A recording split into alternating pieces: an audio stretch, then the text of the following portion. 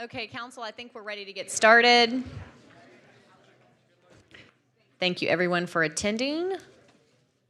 I'll call our city council work session to order and immediately turn it over to our city manager, Jay Chapa. Well, good afternoon. Today I have a few announcements to make, organizational updates more specifically, and I'm going to start off by calling Deanna Giordano to introduce our new HR director.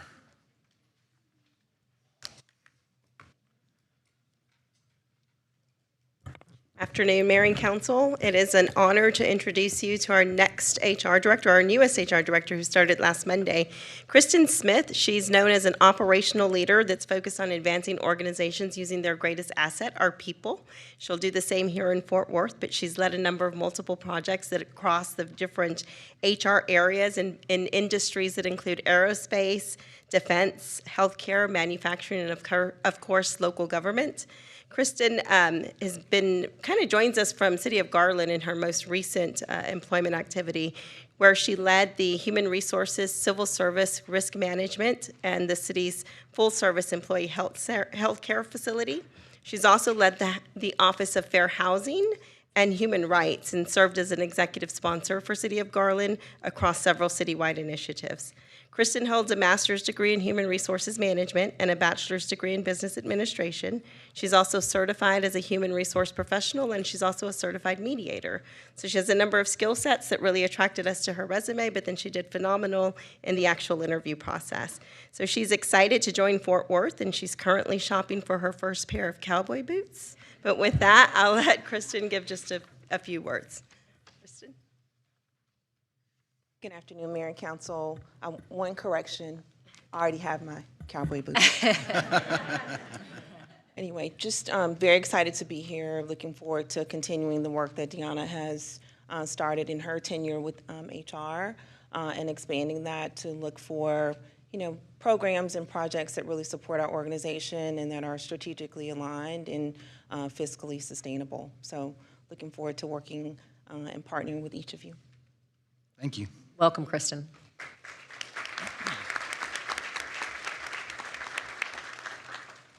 Next, I'd like to ask Dr. Sana Syed to come up and give us an update on our CPE organizational activities. And an additional update, our contract with the Marilla Group actually ends on Friday of this week. Next week? I'm sorry, ended last week. Yes. It ended last week, but I'd like to announce that Dr. Syed has agreed to become our full-time CPE director of the department, and so she's joined the city as an employee. So. Great news. And I'll turn it over to her. Okay, well, Mayor and Council, excited to be here with you today with an update as promised. We last met, I believe it was in May during executive session, and we went over what the ideas were to reorg CPE. So, as you know, we were up against some hurdles. We conducted an audit from December to May, and during that audit, we found that CPE, parts of it, had been operating like a newsroom. And because of this, the department was unable to support city needs.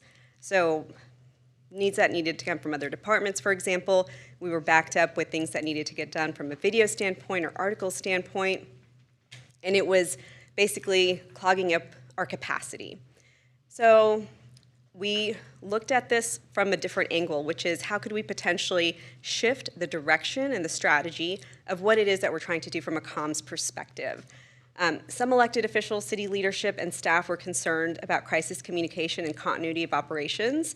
There was no strategic or crisis communication plan for the city, and then more sense of urgency was needed. There were quite a few asks. We did a reorg of CPE. We updated the job descriptions. We created a hiring plan for CPE vacancies, created media relations vertical, worked on the team and morale, collaboration initiatives, created a crisis comms framework, media relations process, developed SHOP. So I want to pause here because CPE, it was there were a lot of pieces involved, and now there are 3 distinct areas. So there is what you know as Customer Care 311 and the My Fort Worth app, which is a pretty well-oiled machine. We have created a vertical for PIOs, so now we have Kevin Neal serving as our senior PIO, and we're currently hiring for a junior PIO. That position is expected to post today. And then we created SHOP. So SHOP is basically supposed to work almost like an agency. So we shifted from this newsroom mentality to more of an agency mentality. And how can we serve the needs of departments throughout the organization? So within this, we also built in 24/7 crisis communication redundancy, brand guidelines. If you may have noticed on your presentations and the holding screens for Fort Worth TV, we've changed our look and feel. We soft launched it with the budget presentations, but the swoosh and all those things that you've been seeing over the years, we decided that we needed a little bit of a brand refresh to really reflect where the city is today, and hopefully you've noticed that here in the last few weeks. So things that are still in the works, professional development program, developing city strategic and crisis comms plan, establishing KPIs, and working on message and communication training. So this is the new org chart that I just discussed with you, the 3 distinct areas: customer care, public information, and SHOP. So we have, in the last 5 months, reclassified 6 positions, added 2 positions. We promoted 4 people from within the organization to manager positions. As you know, promoted Sharon to assistant director. And I do want to just take a moment to thank Bethany Warner, who was instrumental in helping me get to this point. We really thought that we would need 6 months to a year to get all this done, and we did it in 5 months, and she's a huge part of that. So big thank you to Bethany for helping. So I wanted to talk a little bit about SHOP because this is new and officially off the ground as of October. And there are 3 distinct areas within SHOP: Fort Worth TV, editorial, and community engagement. And so some of these functions I think you are pretty familiar with by this point. Fort Worth TV handles the video editing, photography, public meeting broadcasts, live streams, public access channel programming. The city has 2 public access channels, so programming that, getting that fully functional, that is this team's responsibility. Editorial, which takes care of city news, roundup, social media, graphics, web design, translation, comms campaigns, media buying, and then community engagement, which is neighborhood relationship management, meeting support, next door events, volunteer services. So wanted to make sure you saw kind of how these 3 areas fit into SHOP in a clear way. I think it's fair to say that Fort Worth is on its way to becoming a world-class city. It's one of the largest cities in the United States and an economic anchor for the region, all while maintaining a small town feel. So everyone who's from Fort Worth knows that this is a big city with a small town feel. And to me, as a Fort Worth person, that means that I can get in touch with another human being, and it doesn't take the weight of the world to get there. But our brand and communication needs to reflect that. So I'm going to quickly take you through what our rebrand has looked like over the past couple of months. Our lead creative designer, he took time, his own personal time, to go around the city and take photos. And from these photos, he pulled colors that he felt were symbolic of our city. And from that, we have developed a color palette that we feel is more modern and helps bring our communication into a better light. It softens our tones, so if you'll remember, we had very stark blues and reds and blacks, and this softens our tone a little bit and helps with our communication. You've probably noticed that the swoosh is gone. As I said earlier, we have instead decided to move forward with a vector map, and this is a very subtle vector map that goes behind our creative, so you'll see it at the bottom there. It is a vector map of the city, and we've integrated that into our creative, so there is no more swoosh, so to speak. Our website has changed as well. When you visit the website, it's just a softer touch to it. The fonts are changing. The colors have shifted on the homepage. We've created a welcome slate on the carousel. With the new palette and creative, our social media graphics and our campaigns can also be in a more presentable way. And so we piloted a little bit with the small business development program. We put together a whole comms toolkit around that. It's still in the works, but I wanted you all to at least be able to see the shift in creative and from the visual aspect of what we were displaying public facing and what people are seeing today. Fort Worth TV, this affects council meetings like the one that we're sitting in right now, and this team has also rebranded. Their focus was on the logo, graphics, lower thirds, which are the graphics that go across the bottom, and other design elements. So we had a very 80s look Fort Worth TV logo. It's now a very modern, clean Fort Worth TV. Our city council meetings, the slate was a little busy, and as you may have seen when you walked in, the slate is cleaner. So folks who are watching from their homes or on their computers, it's just a more aesthetically pleasing visual. The lower thirds are more in line with what we've discussed. So instead of the swoosh with this gradient background, it's a nice clean vector map that clearly shows what you're watching. And that's the rebrand portion of the program. But we're really excited about it and really proud of this team for helping push us forward into what I think is just a more aesthetically pleasing look and feel for the city. Ongoing projects we have, team morale and collaboration has been a big part of this effort. In July, we held a department retreat. Lab helped us with a brief SWOT analysis. We talked about our strategy, goals, vision, KPIs as a team, as an entire department. We're 50 people strong, and that's because we take on quite a bit for the city, and really, I think the team is doing a phenomenal job. They just needed to be reoriented in certain places, and they've really shown their talent and kind of the quality of professional talent that we have here. So next steps, we'll be finalizing the strategic and crisis comms plan for the city and our metrics for success.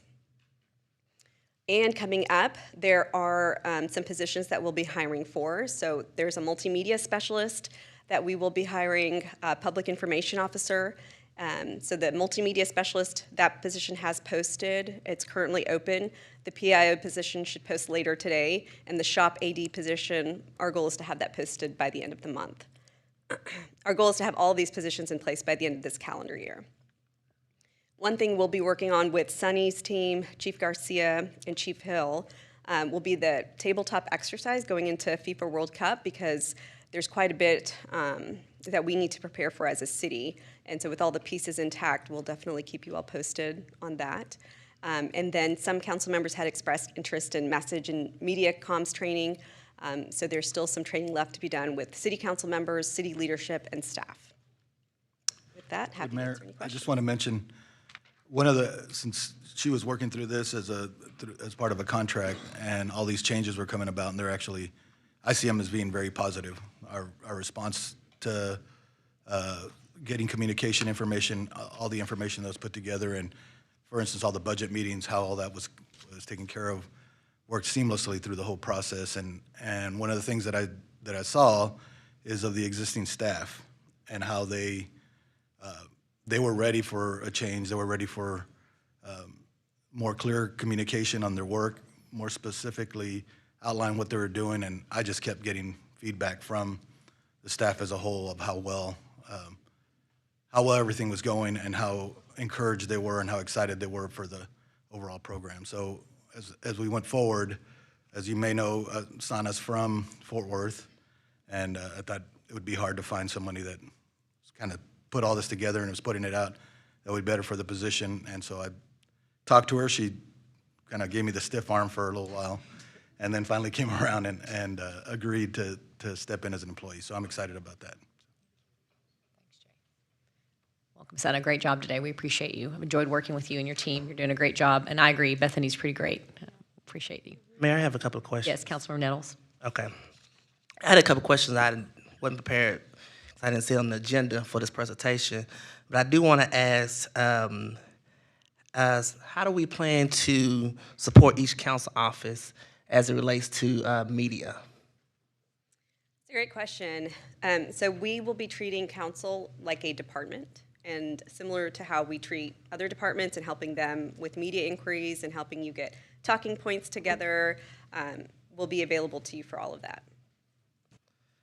Okay, and then the second question I have for you is, what are we doing to promote our online engagement? You mentioned the different visual, but like the Facebook, YouTube, how are we trying to get people to watch and engage? So I know a couple years ago, people would comment live on Facebook and ask simple questions, and they never are responded to.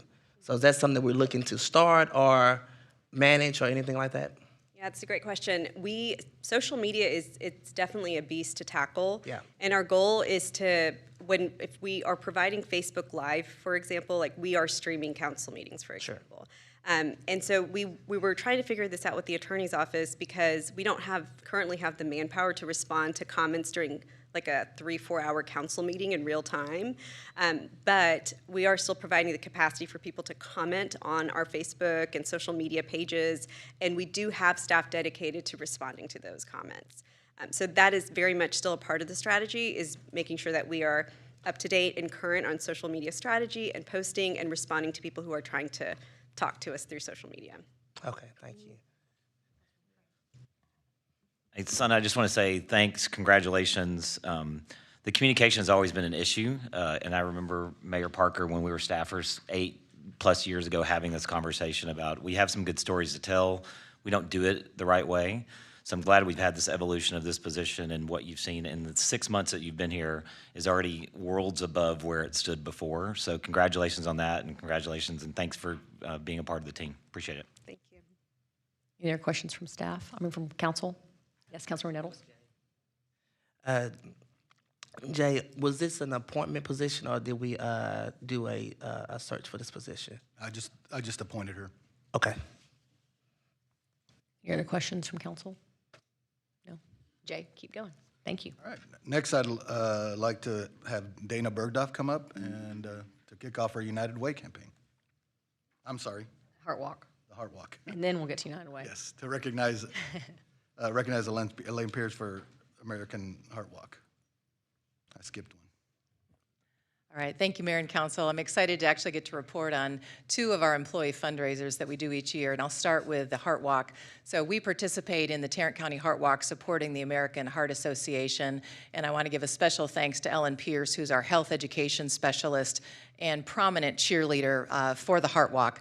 What I'm showing you here is a photo, a drone photo, of the City of Fort Worth employees who participated. And you'll see that we flooded the Clear Fork Plaza in purple. And a special thank you to Jason McGregor from the CPE team, who did a special design for our Heart Walk t-shirts this year. Also want to call out Randy Acosta, who's in the heart-shaped costume there right in front from Code Compliance. So special thank you to Randy for wearing that very hot costume during the walk. But I'll also want to show off a little bit that we had several goals that we were trying to meet. We wanted to get more than 26 teams, and we ended up with 33 teams. We wanted to get more than 411 walkers, and we ended up with 587 walkers. And we wanted to get more than $20,000, and we got over $25,000 raised. So kudos to everyone who helped us raise those dollars. We ended up placing 4th out of 75 total teams. In fact, we raised more than Texas Health Resources. So big, big kudos to our team. I do want to call on if we have any coaches here who might want to stand. Ellen Pierce, if you would stand and wave your hand. Ellen's the cheerleader, thank you. Any Heart Walk coaches here in the audience, please stand and be recognized. Thank you, thank you, thank you. So big deal, big deal. But I also want to especially call out, is Patricia Garcia here? Okay, Patricia, oh, don't leave the presentation up. There we go, okay. So, because number 1, highest fundraising team, Patricia Garcia. Jay's Heartbeats, led by Patricia Garcia. Highest fundraising walker, Patricia Garcia. So thank you, Patricia, for that. So yeah, so Patricia's number 1. And the other late-breaking news that Ellen shared with me just today is that the Tarrant County American Heart Association is going to name us as the number 1 in employee impact because of the number of heart walkers that we have, as well as the CPR resources that we have here in our Heart Walk site here at our City Hall. So thank you all very much for your efforts. Very much appreciated. So thank you. All right. Dana's going to roll into the next. All right, so rolling on to the next. So our second employee fundraiser that we do each year is with the United Way of Tarrant County. And so we just kicked that off yesterday. So it's roughly a 1-month fundraiser, started yesterday. We sent emails out to all of our city employees. So hopefully all of your district directors also receive that email. Everybody gets their own personal user ID and password so that they can go online and choose whether they'd like to contribute. They can also write in a nonprofit if they'd like to specify someone that they'd like to donate to. But very important, we'd love to have mayor and council members participate with us in the United Way campaign. It'll run through Friday, I believe it's November 21st. And we will also have, again, our second annual Spooktacular on Thursday, October 30th. All of our city departments should have booths down in the City Hall lobby and down on the terrace level and outside in the back parking lot. Mr. DJ Harrell got soaked in the dunk tank. And so people paid good money to dunk Mr. Harrell. And some of us have been approached this year about being dunked.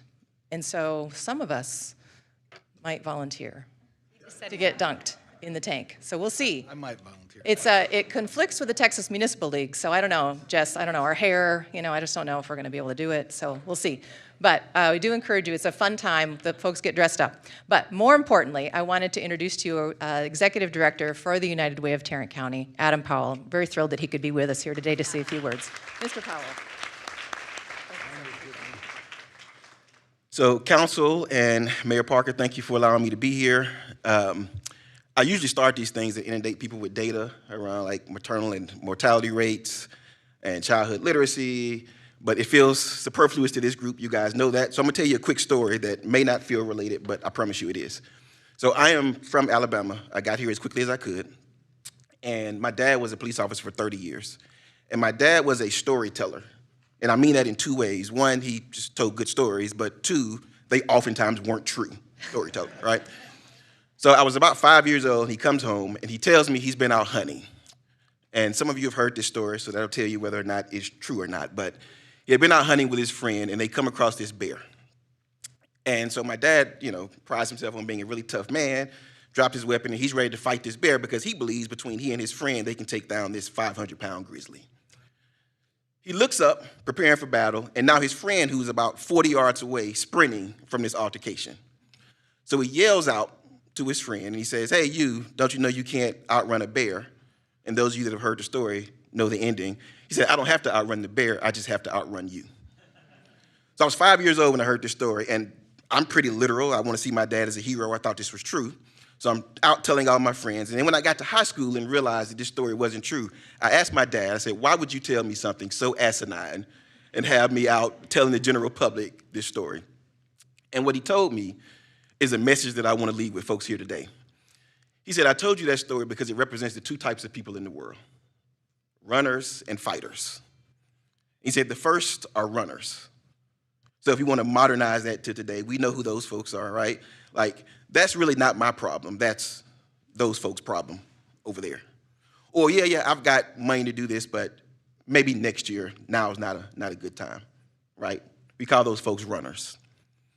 The second type, characterized obviously by my father, are the fighters, right? The folks that understand the bears that are in front of us, see the challenges that lie ahead of us, and are willing to put their weapons down and fight, right? Think about the bear of maternal mortality, or childhood literacy, or financial insecurity, right? And the list of these things go on and on. I tell you that for two reasons. One, I want to say thank you to this group for being fighters, right? Year in and year out, you guys are seeing the challenges that lie ahead of us as a community and are ready to fight. The second reason is our United Way campaign is specifically about fighting bears, right? All the money that we raise, so for every person that stands up and says, "I'll commit $1," for every person who says, "I'll commit a volunteer hour," whatever that might be, right? You're really, really bringing us closer to being a more perfect city. So what I'll say to all of you is, thank you for that. Thank you for showing up. Thank you for being fighters. Thank you for working with us, right, in this battle. We have historically and continue to see ourselves organizationally as a force multiplier, right? We're an organization that I always tell people, I think we are a professional problem-solving organization, right? And for us, that means we're going to continue to double down on our work in education, in health, in financial security, and community resiliency. But in addition to that, we also feel it's incumbent upon us to embrace new ideas, embrace new ways of solving old problems.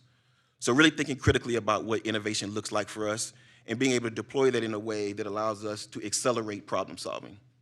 So if you don't remember anything else, just remember, thank you for the commitment that you guys have made and allowing us to come alongside you and fight some of the barriers that we've got that exist all across the city. And then secondarily, every dollar that is committed to United Way of Tarrant County will be specifically allocated towards, again, fighting those bears. So thank you guys for allowing me to be here. Thank you for your commitment and for the work that you guys do, and look forward to working with you guys to be a more perfect city. Thank you. Thank you, Adam. Councilmember Beck. Adam, I just want to say I've had the opportunity to be in the foxhole with you fighting bears. And so to all our city employees and to any of those that are listening, I think sometimes we forget everything the United Way does. It's just a deduction on our paycheck, or it's a fun, we know we're supposed to give. We don't really know why, but we know we do. I can personally say I saw the way that the United Way stepped in and stepped up when our community was in so much need when we had the Cooper apartment fire. And so I want to remind people that it's not just those day-to-day programs that you help fund throughout our community, but when Fort Worth needs you, you show up. So thank you for being agile, and thank you for helping us fight those bears. Councilmember Dr. Hall. So two things. One, I have the esteemed privilege of serving on the United Way's executive board, and I got to have the privilege of being on the search team that found this remarkable leader, Adam Powell, to lead our endeavors. And I want to echo the sentiment of Councilwoman Beck, in that no matter what your donation is, no matter how big or how small, your donation supports those programs that stand up here in Fort Worth and benefits our community. So I encourage all employees to give where you can and how you can, and also, let's take the gold and being a model for other organizations and giving. Let's win again. Let's be number one. So thank you. Dr. Chris Nettles, sorry. I'll take it. I'll take it. I know a lot of honorary doctors out there. I'm just waiting on someone to give me one. Adam, that was really good what you said today. I would tell you, just go back to what Elizabeth said earlier. I started giving to United Way when I worked at the Housing Authority back in 2009. Not because I knew what they were doing, but because so many people were doing it. But to hear your story today, talking about the bear, says a lot about why we should give, why we should be fighters and not runners. And so I appreciate you coming to Tarrant County and changing the culture here of why we should give, why we should support. United Way has been a great partnership with the City of Fort Worth, with the 1 Second Collaborative, with the Cooper Fire, and so many other things. And you guys are just not working with Fort Worth City, but you're working across the board, across Tarrant County. So thank you for what you're doing. And when I'm out on a Sunday and I can't preach, I'll be calling you. And all you got to do is preach that sermon you did today, and you'll get some amens. Did I miss anybody? No. Adam, excellent presentation. We're so thankful. I know the City of Fort Worth and our employees here really enjoy a partnership with United Way. So we're going to set, to Dr. Hall's point, bigger goals this year to raise more money and be a good example across Fort Worth. Thank you. Thank you. Next up is It's me, right? Mayor Parker. Okay, I have a proclamation. Did y'all know it's America Recycles Day? Okay, and I'm going to ask Dr. Wittenberg and his awesome team, who I already took a picture with, to join me at the podium and make sure we recognize their hard work. Cody, if you want to kick things off, and I'll present this after that. Thank you all so much, and it was an honor to take a photo kind of pre-ceremony today, so thank you for your patience through that. Fort Worth has a unique opportunity because we have all of the key pillars of an awesome recycling program. We have curbside collections, we have disposal opportunities, we have a market that supports these other products coming to life. We also have a citizenry that really wants to drive recycling, and we have all the marketing communication tools to promote that. So it's just an honor to prepare for about 30 days from now on November 15th. We'll celebrate America Recycles Day for its 28th anniversary. It started in 1994 with the the Texas Commission on Environmental Quality at that time, moved into Keep America Beautiful under the current umbrella, and so we're excited to move things forward. So looking forward to a proclamation and celebrating the next few weeks, getting ready for that. And rather than read the entire recognition, I just wanted to maybe take the opportunity to say how lucky we are to have such an excellent director for environmental services in the entire department. Each of you, I promise, have interacted with them in your offices because Cody really takes a lot of pride in making sure his department rises to the level it needs to, and also our partnership with Waste Management really allows us to stand out across the country, and for that we're incredibly thankful. It's not probably at least once a week I tell somebody, have you met Dr. Wittenberg yet? If you haven't, you'll be astonished that someone like him is willing to put this much time and effort into a world-class city like ours. So with that, I will make sure we're proclaiming. We're going to do this on November 15th again, I guess, but today we're going to make sure you know that on November 15th, 2025 is America Recycles Day in the city of Fort Worth. Thank you, Dr. Wittenberg.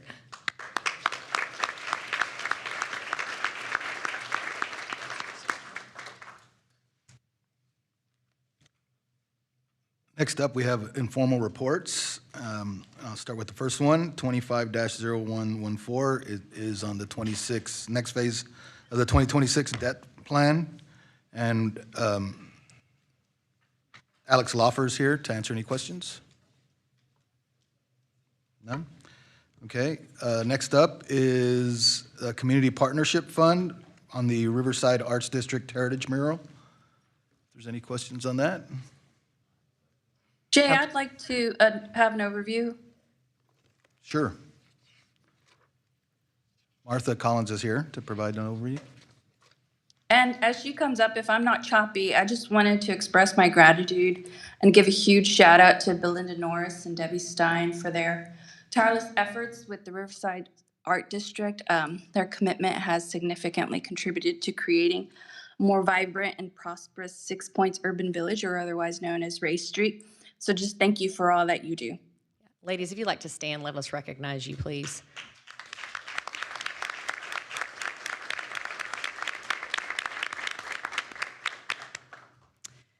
Martha Collins from Economic Development. I'm excited to inform you today of the City Manager's Office's recommendation to provide matching funds in the amount of $15,000 to award to the Riverside Arts District, a nonprofit that brings together community through arts and culture and is instrumental in a lot of the success that we've seen in our Ray Street corridor. They were raising funds for a new mural to welcome visitors into the west side of Ray Street, and City Manager Jay Chapa has offered up matching funds for that. We want to invite everyone here, Mayor and Council, to actually the mural dedication is this Saturday, the 18th at 11:30, followed by a really exciting celebration. Riverside Arts District is actually celebrating its 13th annual birthday. There'll be activities all afternoon, markets and other murals and whatnot. So if you have any questions, feel free to reach out to Economic Development. Thanks so much. Thank you, Martha. Thank you all. Next up is our IR on judicial recruitment and appointment process, and Chief Judge Simon Gonzalez is here to answer any questions. No? Yes, Councilmember Peoples?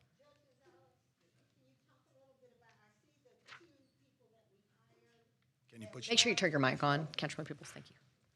Either it's on or off. So Judge Gonzalez, you've told us about, I think the two people, Judge Henderson and someone else has been hired. But I think you have some other positions that are open? Was No, it ma'am, just scheduled for that? those two at this time. Okay, just those two, okay.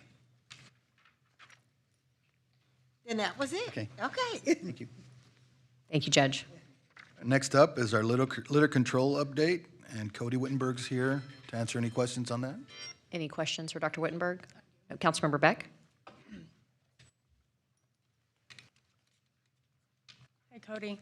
I just have a quick question. I noticed that the illegal dump investigations and abatements are down significantly from the previous 2 fiscal years. And is that because we have less illegal dumping, you're doing so much abatement, or is it a staffing issue? Yeah, absolutely. So it is related to a drop in the number of illegal dump sites and the size of those sites. So we are seeing an impact from all our efforts. We're seeing fewer illegal dump locations, smaller sites. We're also seeing fewer illegal campsites and smaller campsites. So that's a positive trend. We are seeing that some of the smaller instances are happening more frequently, and we're really working to balance out all the resources for that, but really positive changes on our litter programs. Good job, thank you. Thank you, Cody. Next up is our residential neighborhood parking restrictions ordinance, and Peter Elliott is here, I believe. Councilmember Beck and Councilmember Hill. Do you want to? Hi, Peter. I'll be real honest. I'm frustrated with this IR because the last time that we discussed this, I brought up some issues with our current ordinance, and I don't see changes to those. Specifically for those non-residential, the RPP program.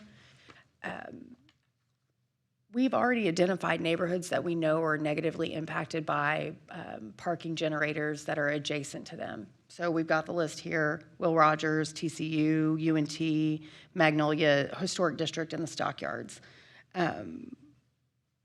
So we know that the potential to be a problem is there. So I still don't understand why we're putting the onus on our residents and our neighborhood associations to take on a very, very costly study to be able to get that program. And so that's one change that I'd like to see in this particular program. If intuitively we know that it's a problem because we put it on the list, but asking a neighborhood association to come up with $10,000 or more for an engineering study is a service that we should be providing here at the city and not putting on our residents. Yeah, good point. One thing to remember is when we did this program originally, we never did anything relative to associated fees, funding, putting anything in the budget for studies or anything like that. So we just do not have the wherewithal to do anything more than the process that we have, which is this 4-step process, which includes the requester paying for that and also paying for it. I appreciate that. Thank you. So then, Jay, my direction to you. Yeah, thank you. Councilmember Hill. Thank you, Peter. I think just generally speaking on the RPP program, is there a renewal process or does it go on in perpetuity for the neighborhoods that are participating? There is a renewal every year. Every year? Renews, yes. Is it automatic or do the neighborhoods have to opt in? They have to basically go back through the same process. Oh, they do? And they do, and they do. Have to go back through the same process of the engineering study, or is that a... No. The renewal of the actual permit itself on a yearly basis. So they get new tags and, but they have to go through the system. So. Okay. Some of the neighborhoods North Highmount specifically has inquired about how to get out of the program if they wanted to. I think when, I don't even know the name of it now, UNT Health now, right. When they were being built and expanding, they didn't have the parking garages that they do currently. And so I've gotten some questions from constituents in that area. They can't park in front of their homes because we don't provide parking or permitted parking for them. So I think we need to do some communication to those neighborhoods that have questions about it. And some of those neighborhoods want to get out of the program. Just a couple of residents that have mentioned that. I don't think it's the entire neighborhood, but I don't think people understand the process of how the program renews or if they want to discontinue it. Right, we do have a process, and so if someone wants to get out of it, a particular block fest, and we have had that happen in the past, they literally will have to get the support of 67% of their block to get out. Of the block or the neighborhood? The block, if they're concerned about their particular block. Councilmember Hill, we'll get CPE to work with Peter and his team to provide more communication to those areas where this is currently occurring so that we can provide overall information on how to opt in, how to opt out, and those kind of things. Thank you. Councilmember Crane. So just for clarification, the point was brought up, every year neighborhoods have to reapply to be in the program. Not the neighborhoods, but the individual citizens to get their new permits for the. Oh, okay. I just want to clarify, because we do not have that for commercial entities, valet parking and other things. They are just in perpetuity can have those rights. We talked about this a couple of years ago, right? We did. Yes, we did. Yeah, so I just want to make sure there's parity if we're putting onus on neighborhoods to do something or individuals that we're not doing. So to be fair, yes, they do have to come back at the end of every year and get a new valet license. Get a new. So it just doesn't go on forever. Oh, so that's changed in the year. last 2 years? No, it's always been the case. You have to renew every single I think you're talking about the sign stays up, but in order for them to be able to use the valet, they have to come in. It was very clear the last time, and when the call came back to my office about that with valet, et cetera, it stays in perpetuity. No. You're saying they do it like, okay, if you can send that paperwork that they do every year for that, that'd be great to know what that looks like, because that was not the message that came back 2 years ago. The other thing, I've obviously been very vocal about taking away a public entity, which are the streets, for private citizens. And so I just want to make sure there's parity there too in what we're doing, what that looks like, and also being very transparent when we're doing that too, because I'm not sure that happens now. You know, if neighborhoods want to get together and apply for this, et cetera, great. But I think we've got to at least inform our offices too that know that it's happening as well. Because we also get, it may be not be our district, but we get complaints from people that are going to businesses, et cetera, to see what's happening, and they can't park or whatever it is because parking's been taken away.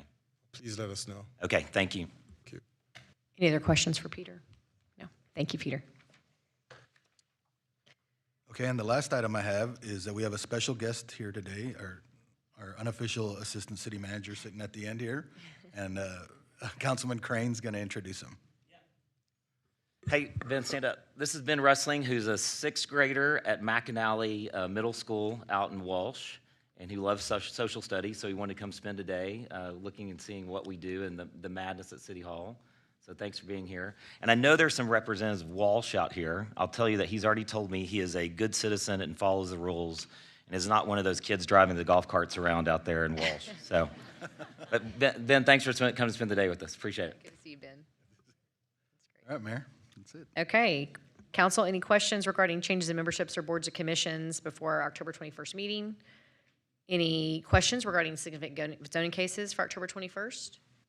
No questions, Mayor. Just a statement on it. We're moving forward with ZC 25-114, which is really a cleanup, the best way I can describe it, to something that council already took action when it comes to the sub-districts and how we're treating them in the stockyards. Legal opined and said that we needed to go back and button up something so that it's clear in our zoning ordinance. Sounds good. So, stakeholders are fully informed and on board with that. Thank you, Carlos. And any questions regarding City Council M&C log for October 21st? Okay, if not, I'll move to our first presentation, which is an update on Neighborhood Improvement Program and 2026 announcement. Casey is up first.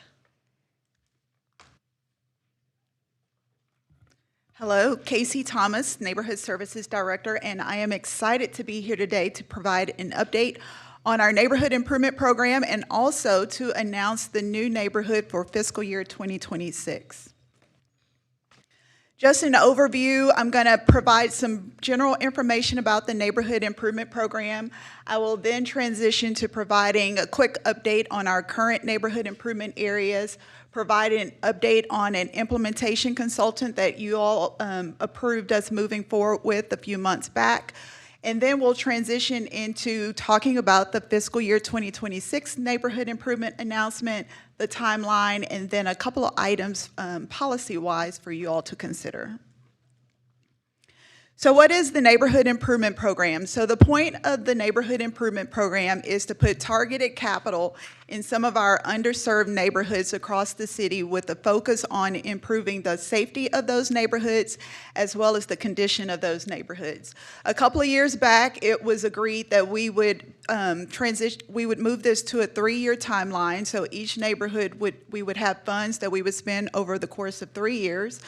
And we select the neighborhoods now through a data-driven approach that includes census data, as well as data that we get from our departments in terms of, for example, crime data, crimes against persons, crimes against property, as well as some neighborhood condition data, such as the condition of our streets and sidewalks. A key feature of the Neighborhood Improvement Program is that it is the success of the program is based on collaboration. Not only with the residents, we have a strong emphasis on community engagement, but we also collaborate with external partners, some of the developers, churches, other organizations that are in those neighborhoods. And then it also involves a lot of our departments here at the city. And I do want to particularly mention the departments that we work most closely with, which are code compliance, environmental services, transportation and public works, park and recreation, and the police department. Key milestone to date, we have invested over $35 million in the Neighborhood Improvement Program since fiscal year 2027. As of fiscal year 2026, we would have impacted 11 different neighborhoods here in the city of Fort Worth. And we are seeing, as a result of these investments, we are seeing improvements in not only neighborhood condition in these neighborhoods, but also the safety scores. Just a refresher, so 3-year program, and this kind of lays out how the program is set out. So we start with the selection process, trying to identify what those neighborhoods are going to be. Then the first year, we typically focus on clean and safe initiatives, so litter abatement, adding security cameras, cleaning up alleyways, cutting down trees. Year 2 is where we move over to more capital-intensive improvements. So this may be park improvements, it may be adding sidewalks in a neighborhood or improving the streets. And so that is generally Park and Recreation Department and our Transportation and Public Works Department. And then the idea is that by the time we get to year 3, we are starting to really engage the community so that once the 3 years of funding is gone, they can help keep the momentum going and continue to work on improvements in their neighborhood. This provides a recap of all of the neighborhoods that we have done so far. They are all within the loop. We are in 7 or 8 different council districts so far. In green, you'll see Stop 6 North Side and Rosemont, which is almost done. We just have to pay some remaining invoices. But those are the neighborhood improvement programs that are complete. And then you'll see the remaining areas that we're working through. But they are all spread out across the city. And then this is a graphical representation of the funding. In fiscal year 2017, Stop 6 had a little over $2 million that we provided for that neighborhood. For fiscal year 26, we are almost at $4.4 million that we will be investing in the area. The red line represents, when we're talking about the 3-year timeline, anything to the left of the red line should, in theory, be complete by now because it has been 3 years. And then the neighborhoods to the right of the red line are the ones that are still in progress. And so that's, in terms of neighborhood services, we are working with the departments where you see the blue to the left of the line. We're working with the departments to get those funds spent as quickly as possible. This is a recap of the matrix. So you may recall a few months back, we came to you all with a proposal to revise our scoring matrix. We have 3 different categories that we focus on. One is financial hardship, where we're looking at factors such as unemployment, housing cost burden, how many people in the neighborhood are spending more than 30% of their income on housing. We also looked at safety, which is crimes against people, and then also crimes against property and society. And then we are also looking at neighborhood condition, again, looking at vegetation, substandard structure, and missing sidewalks. Previously, neighborhood or a census tract, because we do score all of these based on census tracts and not necessarily your typical neighborhood association boundaries, but the census tracts. Previously, they could score up to 90 points. We are currently at a maximum of 100 points. And so for these next few slides, this will just provide an overview of the neighborhood improvement program areas that are still active, what those areas look like. There will be some pictures that'll show different things that are going on in the neighborhood. And then at the top, you will see the improvement in the scores. So the lower, I should say, the higher a score is in any category, the worse off that neighborhood has. And so, for example, with neighborhood condition, we started off at 21 points for Ash Crescent. They are now at 15 points. So they have seen an improvement in neighborhood condition. And then you'll see listed below some of the things that we've done through the neighborhood improvement program that have helped improve those scores. We have just under $1 million left in Ash Crescent, and the bulk of those funds, almost all of those funds, are for Smiley Park, which should be completed in the spring of 2026, summer of 2026. So this is a neighborhood improvement program area that we expect to have closed out in fiscal year 2026. Rosemont, again, as I mentioned, on Rosemont, we finished the last activity, which were some sign toppers. The community wanted some sign toppers to really build the pride in the neighborhood, and so we just are working on closing out those. You'll see in Rosemont, there was a huge emphasis on adding street lights in the area. There were over 200 street lights that were added to the area, as well as some artwork and park improvements. Como has about $133,000. This is also going to be some park improvements that will be completed this fiscal year. But you'll see that they've been able to do some artwork. A lot of the neighborhoods have wanted to add some artwork to some of the key places in their neighborhoods. And again, some improvements in the safety and the neighborhood condition scores. Las Vegas Trail, one of the things that I want to highlight with the community engagement, you see that top photo is our block party, and I'll talk about it a little bit later, but we were early on the small business emphasis with the Neighborhood Improvement Program, because a lot of the vendors that we bring to our block parties are small businesses. They are not familiar with the city purchasing process, and so we've been able to introduce them to becoming a vendor with the city, and then also able to support those small businesses. But a lot of great response from residents from these block parties. A lot of them are just happy to see the city in their neighborhoods. We were at one neighborhood where they wanted us to come back the next weekend and bring everybody back again. And we were like, that's not how it happens. That's not process, but they were really excited to have us there.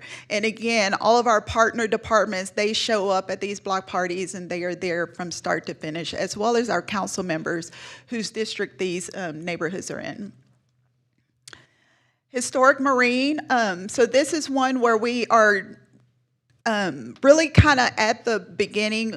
Part of the reason why some of these projects are delayed is due to staffing changes, but you'll see we have almost $2.6 million remaining to spend. So what we've done with this slide is that we've listed some of the projects that we're planning, some safety improvements that are expected. They won't, because one of the issues when we're doing some of the transportation and public works is that when it involves TxDOT, those projects have a long lead time. And so, for example, with these beacons, we won't be able to start construction on those until 2028. So Historic Marine likely won't be completed until 2029, but we do have projects identified for those funds. And Seminary is one of the relatively new projects, so we are at the point we did have to redo some of our public engagement events. The weather was not our friend, and so we had low turnout on some of those. And so we are at the point where we're collecting all of the feedback that we received from residents and starting to work with our partner departments to identify what some of those projects will be. What you'll see on the right-hand side are the top 3 areas of interest, so park lighting, community gardens, and street and pothole repairs for Seminary. And likewise on Worth Heights, top 3 areas of interest were street repaving, community cleanup, and then also street lighting. In Fairhaven, which is our newest neighborhood, this was one that we introduced in fiscal year 2025. What the community identified for that one are shade structures, security cameras, and street and pothole repairs. And again, we were able to introduce some of our community partners into our block parties. We actually had a group that they go to the community center and they do dance lessons. And so they were able to come out and do some dance lessons with the community, and that was a really big hit, and they were really excited about what we were doing in Fairhaven. And also, you'll see the dancing. They had us out doing dances and musical chairs. It was a lot of fun. So as far as the NIP implementation consultants, I mentioned that with some of our capital projects, so for Park and Recreation, TPW, not only do they have capital funding through the Neighborhood Improvement Program, but they also have it through the bond programs, their general fund dollars, and so sometimes it can be challenging to get to the neighborhood improvement programs. So with these implementation consultants, we are bringing them in, and they are going to help with some of the front end activities, such as working with the departments to do bidding processes, design, and we hope that that's going to speed up the process so that we can get faster through our projects. Key takeaways, I won't highlight all of these, but I do want to mention a few. Collaboration, again, is very critical to this program. We cannot do anything without the support of our partner departments, the support of the community, the council members, as well as some of the churches, schools, and everything else that are in the group. As far as staffing, that has hindered us. We have had some changes in our neighborhood Improvement Coordinator position, as well as the Assistant Director position that manages this program. So it slowed the process, but I do want to recognize Michelle Dunekeen, who's our Assistant Director over Community Services. I put this in her lap in the interim, and I was worried that she would be overwhelmed, but she is enjoying it so much that she's lobbying to keep this permanently because she's having a lot of fun with the program. And then also, Eden Elizondo, who started in our department as an intern last summer and is now a permanent employee. He is from the Victory Forest, Worth Heights neighborhood. And so he is really invested in the program and really excited about this. Small businesses, again, we have been able to support a number of small businesses that are new to city purchasing processes, from DJs, food vendors, bounce houses, and dance groups. Community engagement is a really important part. The neighbors are excited that we are there in their neighborhoods, but they also want to provide input on the projects that are there. And finally, when looking at our census tracts, we have about 200 census tracts remaining that have not been through the Neighborhood Improvement Program. Again, 100 is the highest score that you can get, so the higher your score, the more challenging or distressed your neighborhood is. And so as of now, we have 29 of the remaining census tracts that have a score of 70 or greater. So when we're looking through the future and what that looks like, those are the neighborhoods that we would be targeting. Again, just a recap of our scoring matrix. And then from here, I will move into the new 2026 neighborhood. So at the beginning of this year, we updated our scoring. We received new census data, and we also received some new data from some of our partner departments.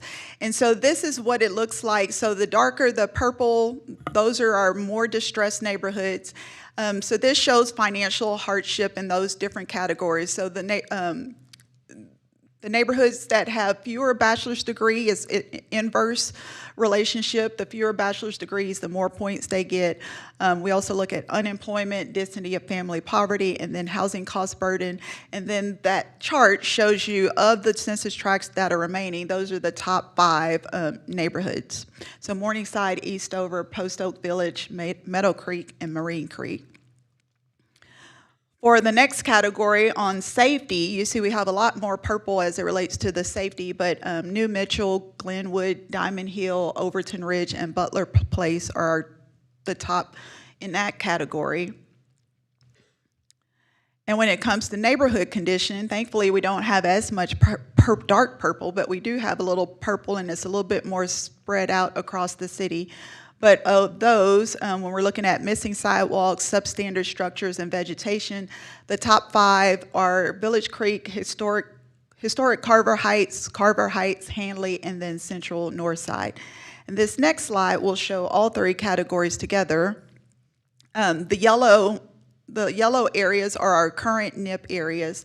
And then you'll see we only have just a couple of areas where they're in that dark purple, and then a little bit purple that goes from north to south. And with that, our 2026 Neighborhood Improvement Program area is New Mitchell. Over by 287, also by the Renaissance Square. New Mitchell has a score of 82 out of 100. A portion of the area, particularly around the Walmart area, is in a TIF, TIF 12, the East Berry TIF. So the plan is that in terms of our neighborhood improvement funds, we would not use any money that's in the TIF area, since they already have funds allocated towards it. So it would be more in the residential areas. And just looking at the scores in terms of financial hardship, New Mitchell received a 31 out of 40. It received all of the points in unemployment, and then education was next.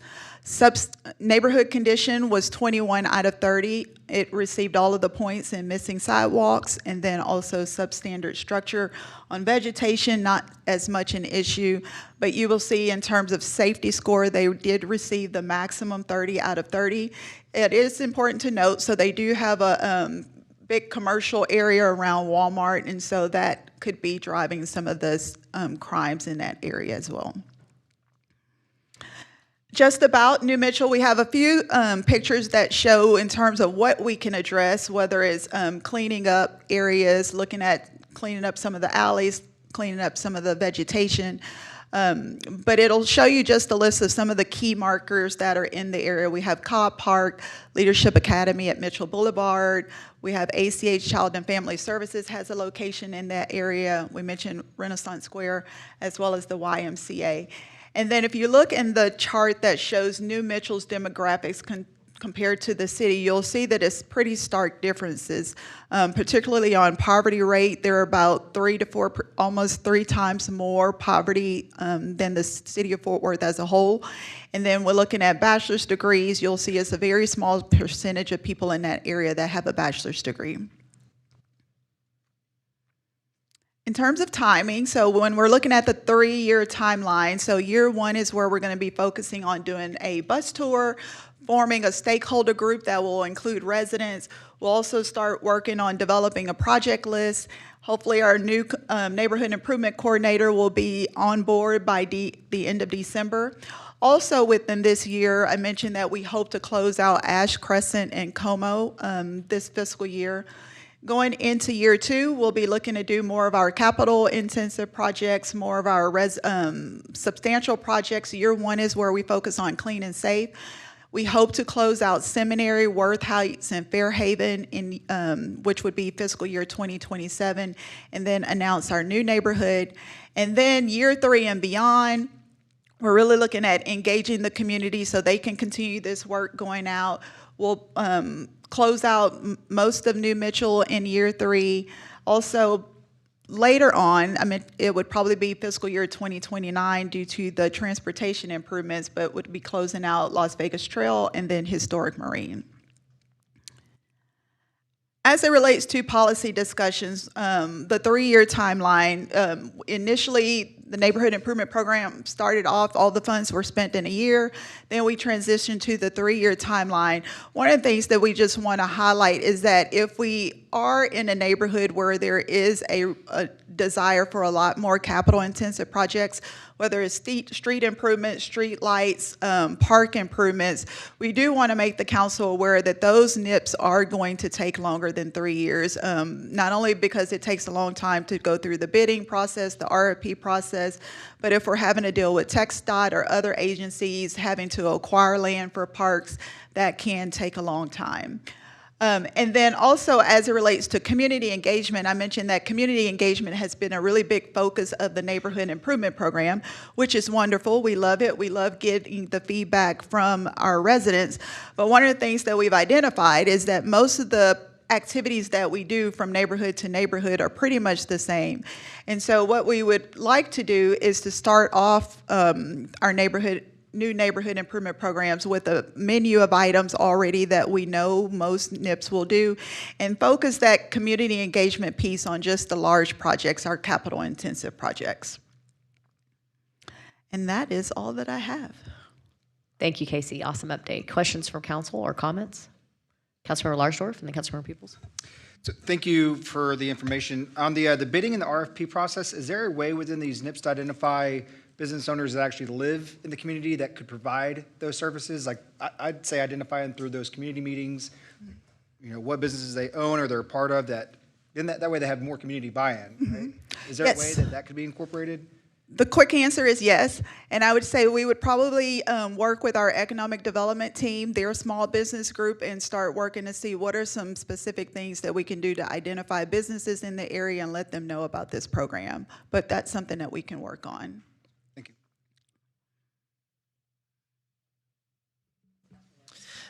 Thank you for the presentation. I'm excited we are choosing New Mitchell Boulevard. They actually had a neighborhood association meeting yesterday. They only meet every 3 months.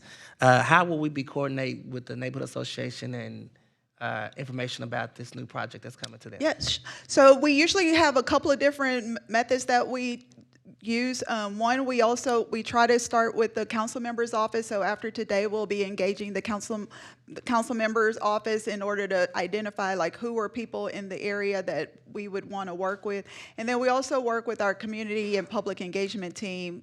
They go to all the meetings and work with them to figure out how we can engage the community. Yeah, Councilmember Crane, Councilmember Peoples. Go ahead. Councilmember Peoples, go ahead. Casey, you all do an amazing job. I think you know how grateful I am to you. I noticed in this that 3 of the poor neighborhood conditions are in District 5, Historic Carver Heights, and Handley.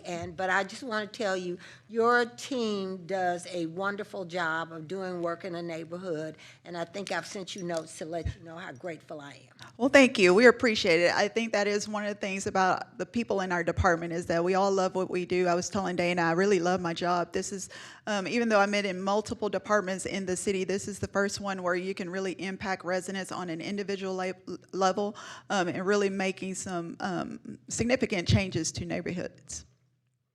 Councilmember Crane. Yeah, thank you. Thanks, Casey. This is always a good process to go through, and I appreciate what you're doing.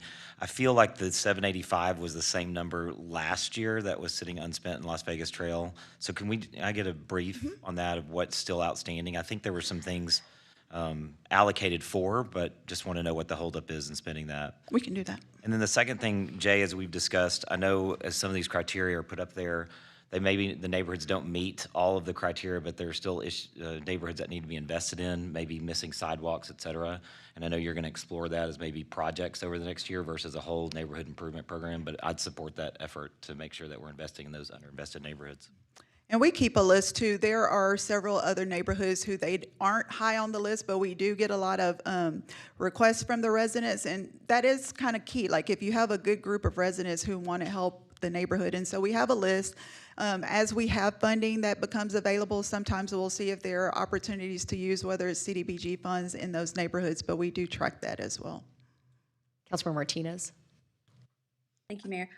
Just more of a comment to Casey. I know that we work in tandem with, or your department works in tandem with code to identify issues in these NIP areas. I've just been getting, our office has been getting a lot of complaints about like yard parking or a lot of litter in Fairhaven and Worth Heights. So if you can look into that for me, please, and when that's going to start up. We will do that, yes. Any other questions from council? Great updates, Casey. We appreciate you. Thank you. Okay, next up is Cody Wittenberg, who's got 2 presentations. The first is recycling costs and landfill diversion updates. Hello again, and thank you for just a few more minutes to talk about recycling and waste diversion. Just talking about our overview of our solid waste programs, really dive into several lines of service. You've heard these before: garbage, recycling, yard, and bulk. I just want to spend a few minutes talking about the opportunities to divert some of this away from our landfills, away from those garbage and bulk streams, and kind of talk a little bit more about recycling and yard waste and some opportunities we have, and discuss a little bit further on that recycling conversation we started a little bit earlier. Looking at our overall waste universe, if you will, this is how much we collect from all of these lines of service throughout a typical year. So in 2025, you look at the 374,000 tons of material that we're trying to dispose of. And I just want to remind everyone that if you're putting items into your garbage container, that brown cart, all of that is going to our Southeast landfill. You can see a breakdown there.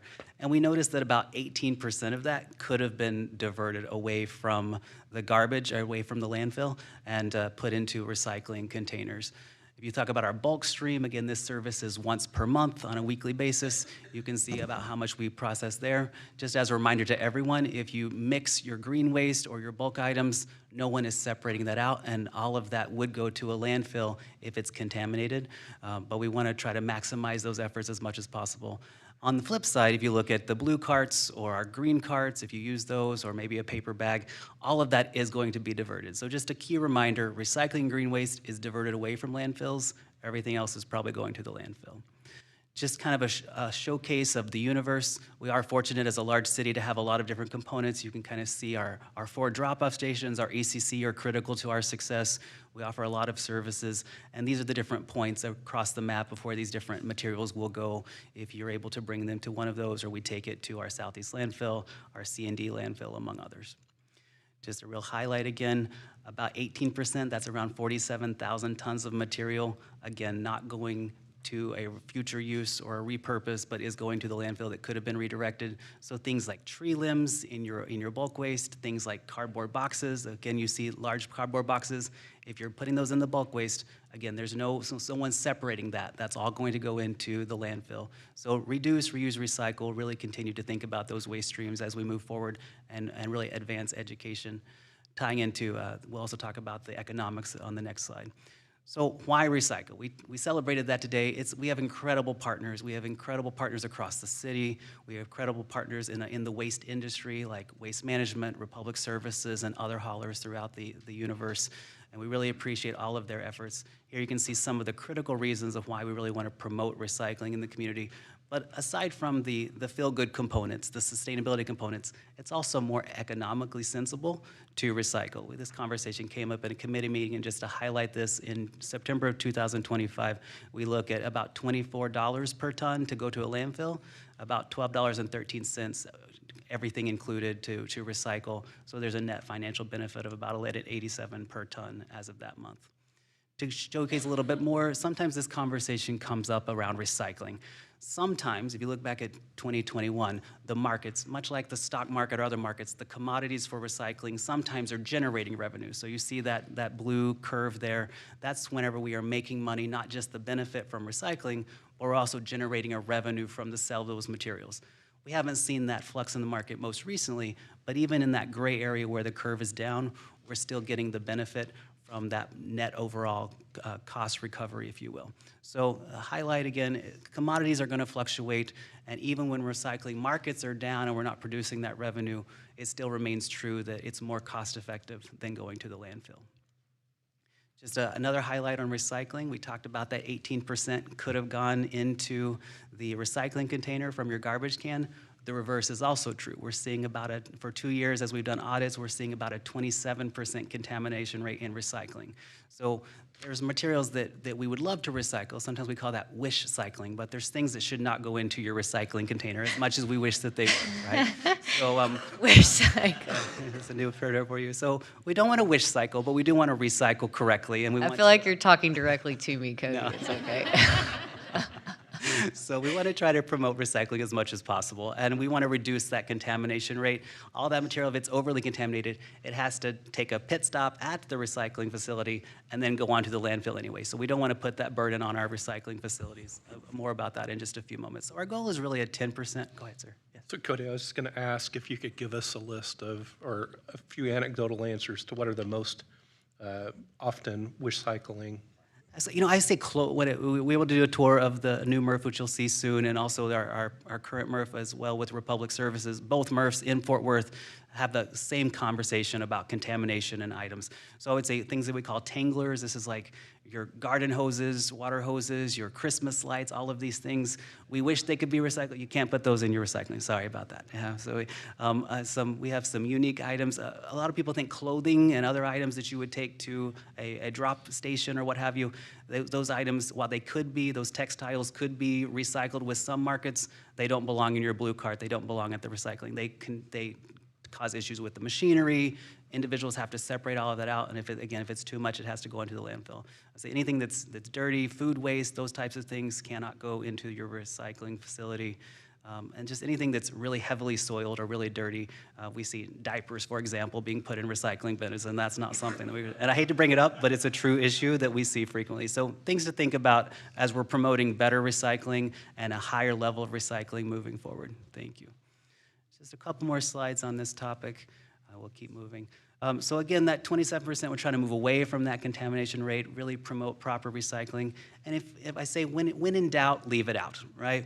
But if you have glass, if you have plastic, if you have the metal, tin cans, aluminum cans, We are very fortunate that we recycle glass in our market. Not every market allows for glass to be recycled. Those food containers, typically in your refrigerator or pantry, once you clean those out, rinse it out and drop it in the recycling container. That's really important. Another key piece is no plastic bags. This is kind of contrary to popular belief, but we don't want plastic bags in the container. So you can put those items freely in your blue cart, your recycling cart. We want them to move into the truck without an issue when it gets to the recycling facility to easily go up the conveyor belt. We don't know anybody ripping up plastic bags, especially if you go to a store and they give you a plastic bag, keep those out of your recycling cart, okay? Couple little notes. Again, we did try to get a pretty large-scale campaign to all of our account holders. We have about 264,000 account holders across the city who have residential service with us. And again, we're really promoting these core four, if you will: paper and cardboard, the plastic, metal, and glass. Again, we talked a little bit about it, but just a reminder: empty, clean, and dry. Rinse it out once. Try to keep it as dry as possible. We don't want all the water and wet materials to cause the paper and other things to break down. Again, just another reiteration, no plastic bags. And then really watching that bulk stream specifically. We know there are large boxes. We'd encourage you to break them down as much as possible, cut them into smaller pieces and put them in your blue cart. Or if you need to take them to one of the drop-off stations, unlimited recyclables for our drop-off stations. Swing by and drop it off with your driver's license, okay? So just another highlight, we talked about America Recycles Day coming up on November 15th. A few highlights building up to that. We do want to celebrate a new facility in Fort Worth. The WM Recycling Facility will be formally grand open on Tuesday the 28th. That's an 8:30 ceremony. They have guaranteed a tight cutoff at 9 o'clock so you all can get back for your day meeting at 10 a.m. on that Tuesday, but really hope you can join us at that event. Also want to celebrate partnership with the Parks Department and others, but specifically calling out our Fort Worth Library. Midori Clark and her team have been excited to partner with all of us to promote Recycling Week, building up to that Saturday, November 15th that we celebrated a few moments ago. And then finally looking forward to celebrating with America Recycles Day on November 15th. Last, just call to action. Recycling really is for everyone. Residential, apartment complexes, commercial, industrial. Even if the city of Fort Worth doesn't pick up your recycling at the curb, there are lots of opportunities for you to promote recycling. And churches, schools, even here at our city facilities, just underscoring that again, we're working on a big campaign with our city staff. And 4 key items to close out: increase the amount of clean, usable recycling, lower recycling contamination where possible. Again, no wish cycling, keep it moving forward. Support good recycling behaviors with all of your networks, with all of your colleagues. Let them know that recycling is real. It does exist. Some people think that it's just a fake thing, but it's a different set of trucks. It goes to different facilities for processing, and our partners can absolutely tell you that it is absolutely going to a good cause. Sharing also then finally with that unified recycling message, Lola McCartney on my team and all of the excellent partners across the different partnerships with public events and CPE and others, we're going to keep driving these messages across, and we'll help you get some content out to your constituents. But thank you for a few more minutes to talk about diversion. Thank you, Cody. Any questions, Councilmember Crane? Quick, this may be intuitive by the name, the drop-off locations, they're in orange on this map that you had up there. Those are the only places that public have access to drop off? I'm asking just because you have something out here in the West Side transfer station. Can that be utilized by the public as well? Absolutely. So I think our friends at WM would encourage anyone in that area who they have some locations out near the gate. That is not a city-run facility, it's a WM facility, but they do allow for our residents to drop off extra recycling in that area if they would like to. Only, recycling. Okay, thank you. Any other questions from Cody?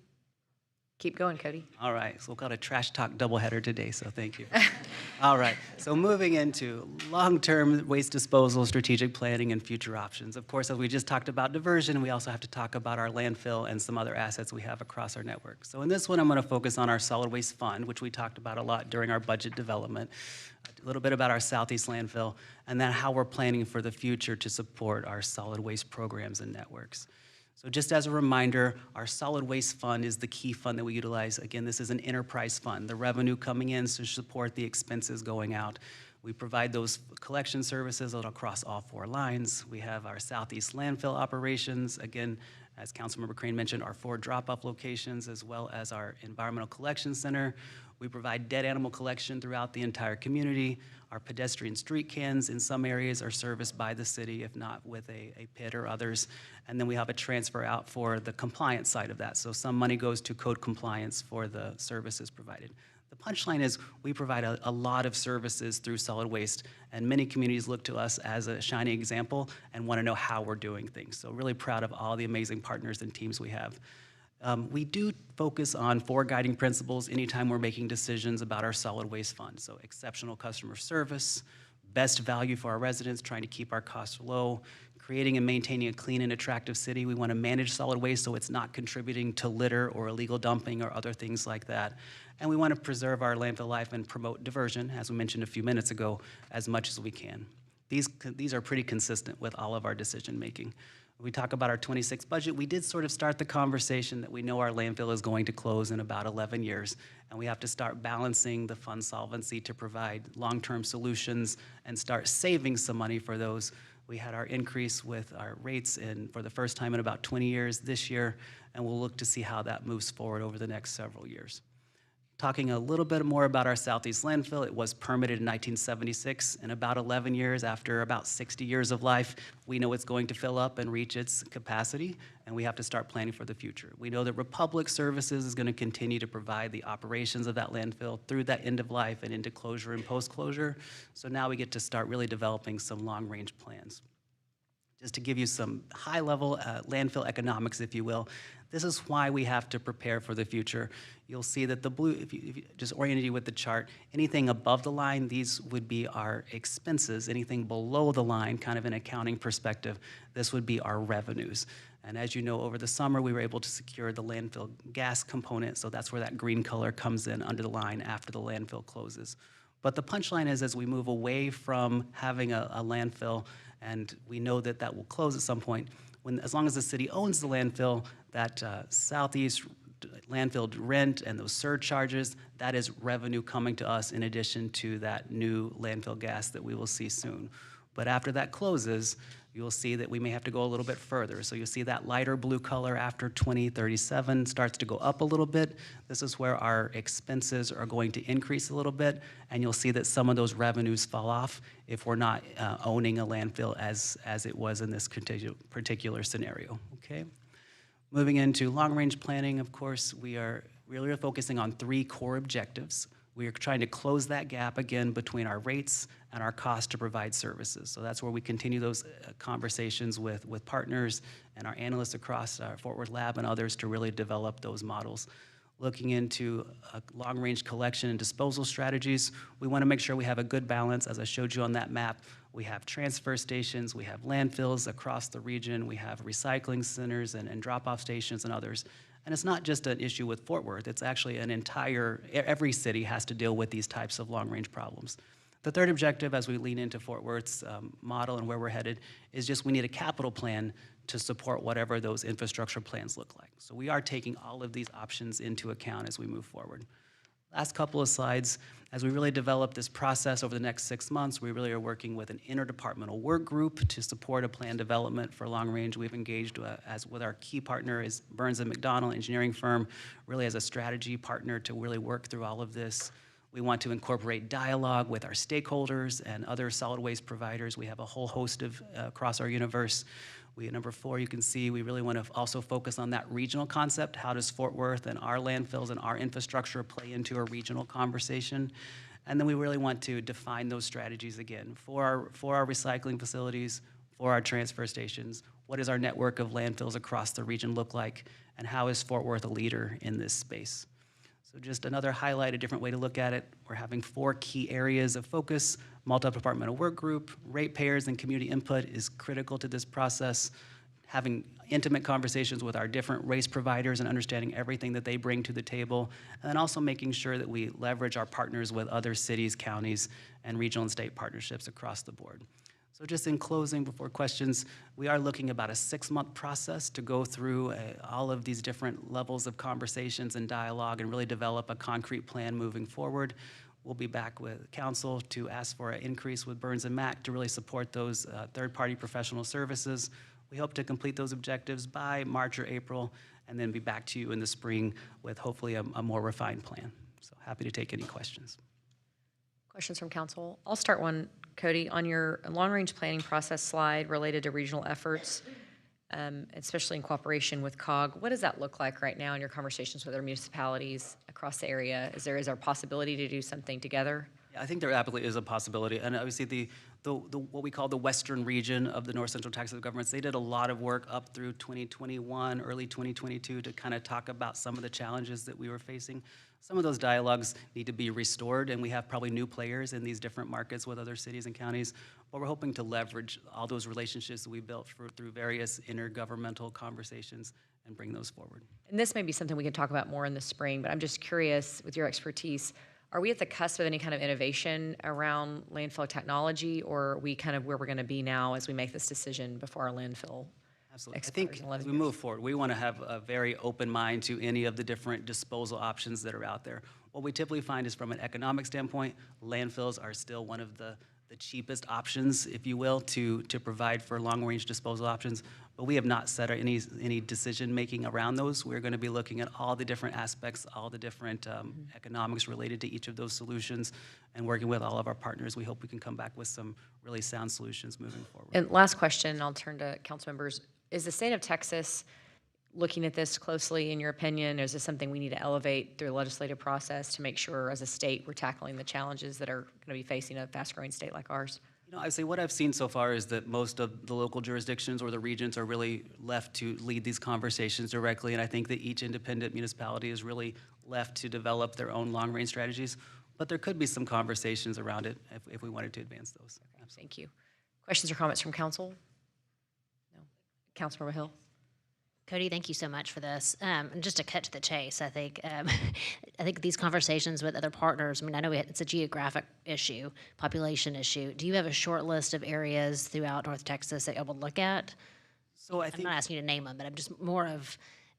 Certainly, like anytime we talk about, if we were to go to a landfill route, certainly that's a different conversation that requires a lot more, and we get into siting and economics and all of that.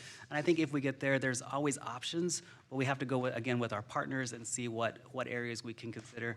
As you look at the urban complex, there's not a lot of space for a 300-acre landfill site, for example. So we're going to have to really evaluate what all that looks like. Okay. Specific locations, no, but I think we have areas that we can consider as we look to the future. Okay, thank you. Any other questions? Great job, Cody. We appreciate you very much. Okay, Assistant City Manager Dana Bergdorf is up next to propose special districts for Shelton Ranch and Brown Ranch and ETJ planned service areas.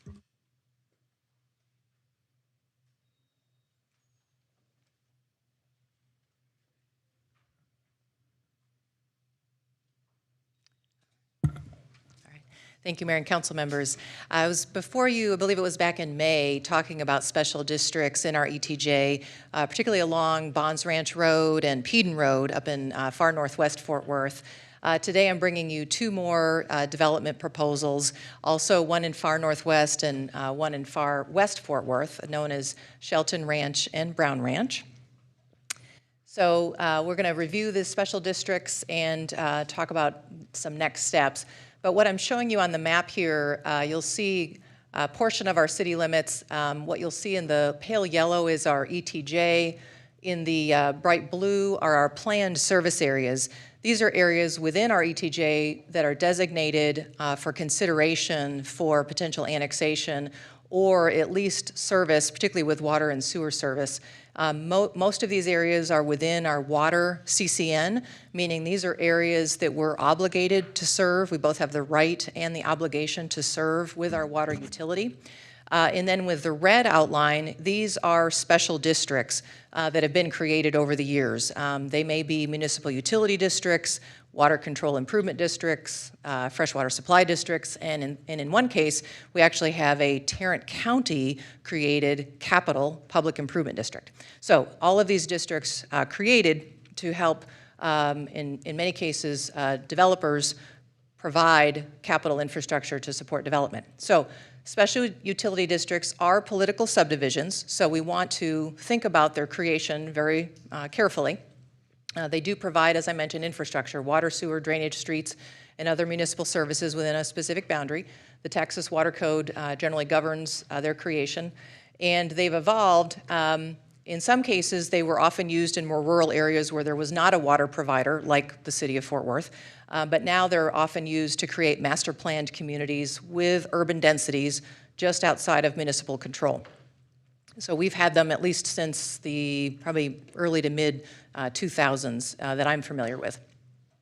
So they provide revenue for infrastructure through district taxes or assessments, and that's in addition to what developers within our city limits use, which is typically revenue from lot sales, right? So you have a land developer who gets the entitlements for development, they then have lot sales, and that's the dollars they use to help pay for infrastructure. With a special district, those developers are both able to use basically a tax or a special assessment, like a city would, plus they also then have the revenue from the lot sales. The argument is that as infrastructure costs have grown over time, and particularly where there might need to be off-site infrastructure, that those special districts are needed in order for that development to occur.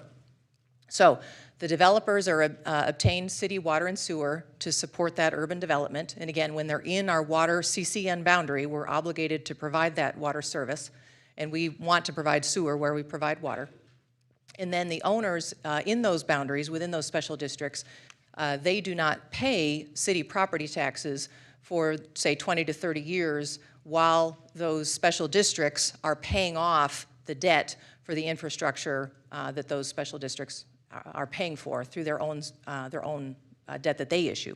So the city is not obligated to pay for any of the debt that those special districts incur. So they maintain the infrastructure over that time. The only exception is the city does maintain the water and sewer infrastructure for those special districts. So we've got two proposed special districts, and I apologize because my stars fell off, but I'll see if I can, I don't know if I can point here, I'll see if I can use the mouse. Oh, nope, I won't be able to use the mouse, but, oh, there it is. So just here, you'll see we've got, there it is, just in between, just east of the word Tarrant is where Shelton Ranch is proposed, right in here. And that's just north of Peden Road and south of Tinsley, just to the west of Business 287. And then Brown Ranch, which is just down here, mostly in Parker County, but a little bit in Tarrant County, on the east side of Walsh Ranch, so in between Walsh Ranch and our city limits. So you'll see the Brown Ranch here on the far west part of Fort Worth, and then again back up in here is Shelton Ranch. So those are the locations of these proposed special districts. They're pretty good size. Shelton Ranch at about 858 acres and Brown Ranch at almost 1,500 acres. So because these are jurisdictions, if you will, quasi-jurisdictions, we have certain goals that we try to achieve in these agreements to make sure that we protect the city's interests. So our first goal is to retain our ETJ. So as you all recall from prior state legislative sessions, property owners have the right to release from our ETJ basically at will. So they can notify us if they want to release from our ETJ, which means we're no longer able to consider them for annexation. So one of the things we're able to do if we're willing to negotiate with developers for these special districts is they're willing to work with us to keep these properties within our ETJ so that we can retain the option for annexation in the future. And in the case where there's urban development, particularly if there might be commercial development or higher density development that could have a good property tax return or sales tax return for us, we want to keep that option open. So retaining our ETJ is something that's important. It's also important because it allows us to apply our subdivision ordinance and to apply our master thoroughfare plan and our other infrastructure standards to that property. When property releases from our ETJ, we lose that authority. We lose our ability to create our arterial network through our master thoroughfare plan. We lose our ability to apply our subdivision ordinance. And in that point, we have to rely entirely on our counties, which have different standards, I would argue less stringent standards for streets and for subdivisions. So that's something that's important to us, is to retain our ETJ and retain that authority. Then, because we have the ETJ, we do retain that option for future annexation after that special district debt is paid off. Our other goal is, oftentimes these are primarily residential or single-family developments, so we're looking for a mix of residential lot sizes so that there's not a lot of monotony within the developments. We want a mix of residential lot sizes. We also want commercial uses at the intersections of arterials. We also want to see school sites that support the school districts that they're within. We want to obtain the construction of the arterial street network. Because we're not able to collect transportation impact fees, we don't want to create a future burden on our general fund taxpayers when we do annex and create a burden on future bond programs. So we want to try to have these, the developers and these special districts pay for the arterial street networks, of course within the districts, but ideally adjacent to these districts where we can. We also want to obtain open space. We want to preserve floodplain, and we want to, where we can, get compliance with our park dedication policy. Our park dedication policy does not apply within the ETJ, and so that's something that's an important negotiating point for the city. We also want to apply our trail plan, our active transportation plan, where we can get trails along particular streams or other corridors, or to connect to schools, connect to the shopping centers and other destinations. We also want to ask the districts to charge an assessment or a tax rate that's significantly higher than the city's tax rate. And the reason for that is, number one, they need to do so in order to have the revenue to pay for the infrastructure they need.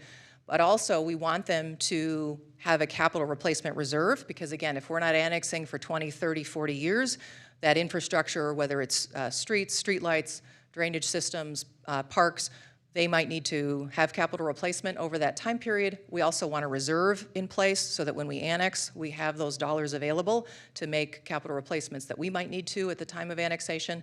And also, just because those residents, those property owners at the time of annexation, we would like them to see a benefit of coming into the city. And so if their tax rate is, say, $1, or maybe by that time it's only, say, 90 cents or 80 cents, and our tax rate is much lower, then we want to be able to show a benefit of coming into the city of Fort Worth at that time.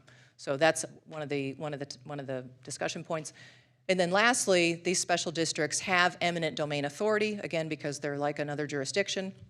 And so we ask through our development agreements that they limit that authority really just for the purpose of obtaining off-site infrastructure easements, particularly for water and sewer easements. Occasionally they might need it for perhaps for a roadway easement, but most often it's for water and sewer easements.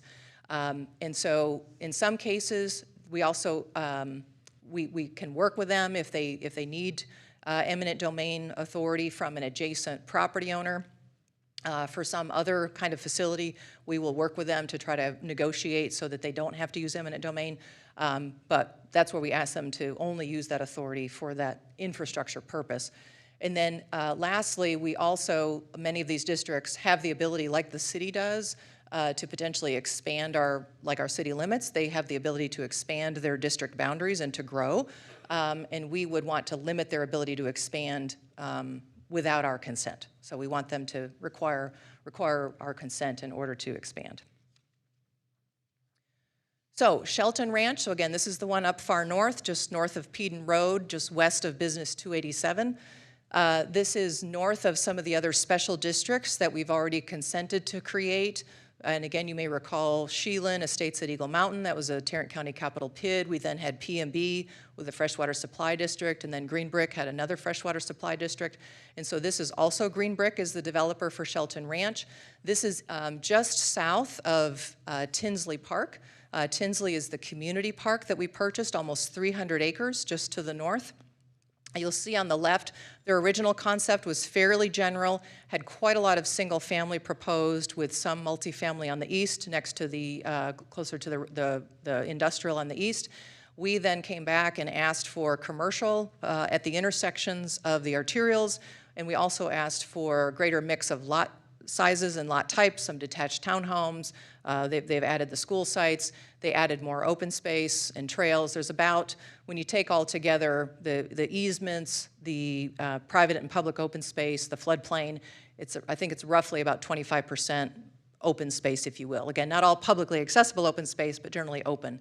And so we thought that was good. And then they've got the multifamily in a couple of different spots, as well as some mixed use. So we think the land plan is a much better improvement from what they came to us with originally, and would give us in the future a greater return on an investment if the future city council chooses to annex.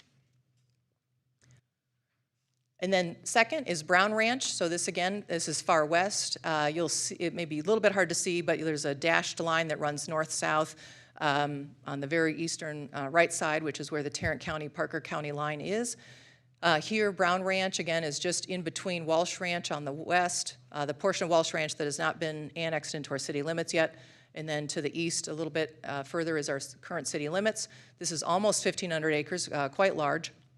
Here, the developers agreed to meet all of our city goals. In addition, much of this land is actually not in our water CCN, and they've agreed to add that area to our water service area. In addition, the other important point in terms of something that would be in it for the city, if you will, is they will fully construct the full width of Walsh Ranch Parkway that is not within their boundary. That's just here, Walsh Ranch Parkway, this green. There's also a bridge involved because of the large floodplain there, that they will construct this connection down to the existing Walsh Ranch Parkway. So they've agreed to construct that portion, as well as to construct this portion of Old Weatherford Road here, which is off-site as well, so that we'll have 2 points of arterial connection that'll both improve mobility, not just for Brown Ranch, but also Walsh Ranch and other developments in the future.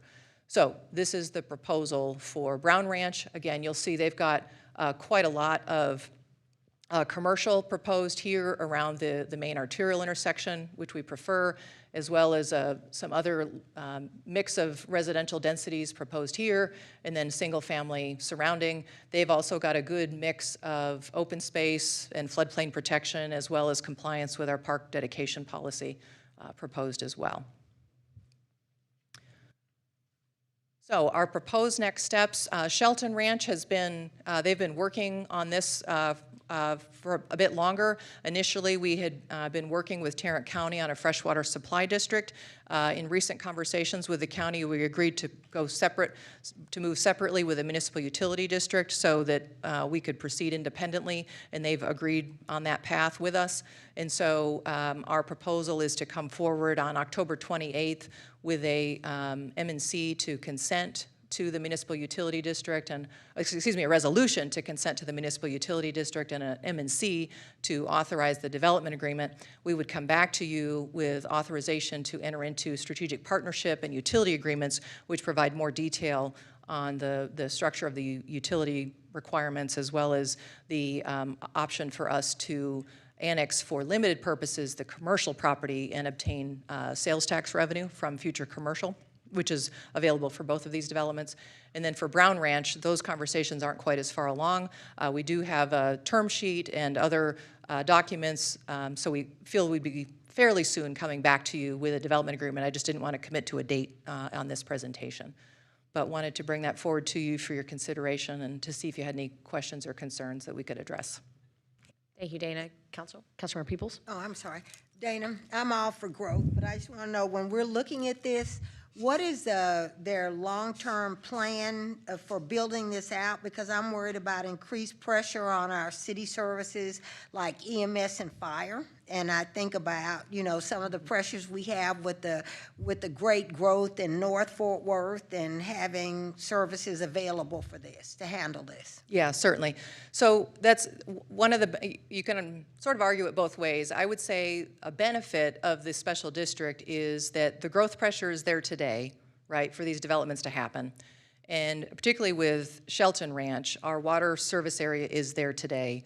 And once those water lines are extended, a lot of that will be completed in 2028, and those areas will develop.